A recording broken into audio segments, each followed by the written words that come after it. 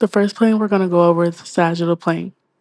The squat takes place in the sagittal plane, which divides the body into left and right halves.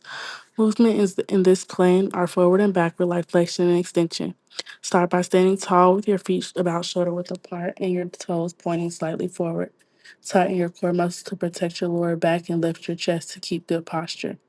You are sitting in anatomical position, which means the body is upright, facing forward, with feet parallel and arms at the sides. From here, begin the movement by hinging at your hips first, then bending your knees as if you are lowering into a chair. As you go down, keep your knees in line with your toes and avoid letting them collapse inward.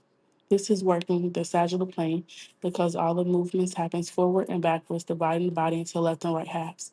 In the squat, the hips and knees go into flexion as you lower down and then to extension as you stand back up.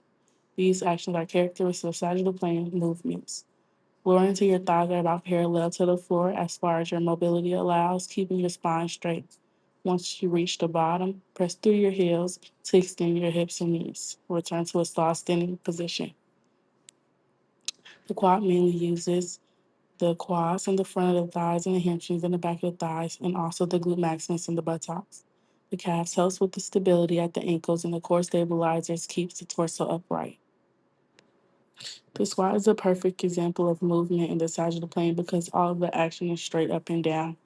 As you descend, the hips and knees are flexing, which lengthens the quads and glutes under control. At the bottom position, the muscles are stretched under tension. When you rise back up, the hips and knees extend and the glutes and quads contract to push the body forward.